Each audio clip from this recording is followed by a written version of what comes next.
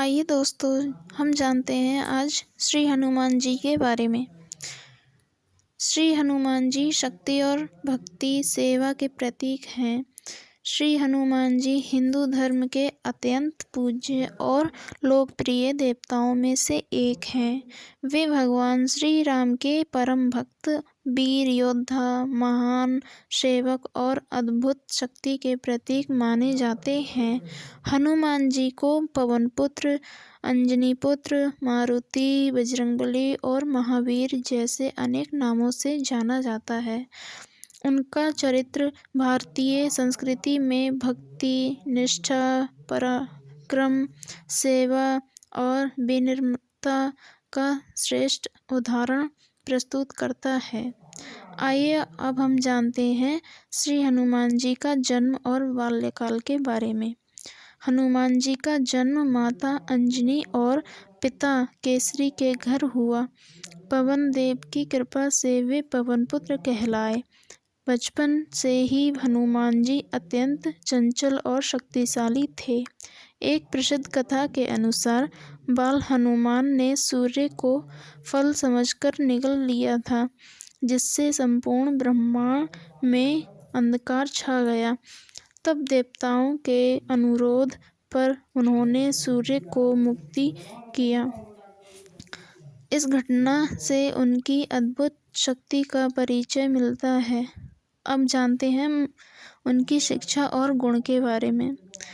हनुमान जी अत्यंत बुद्धिमान और विद्वान थे।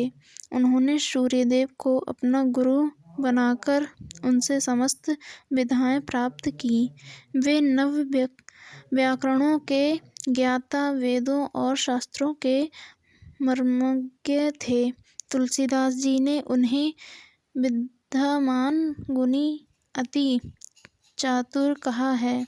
शक्ति के साथ साथ विनम्रता और विवेक उनके प्रमुख गुण थे। अब हम जानते हैं भगवान श्री राम के प्रति भक्ति जो हनुमान के अंदर थी।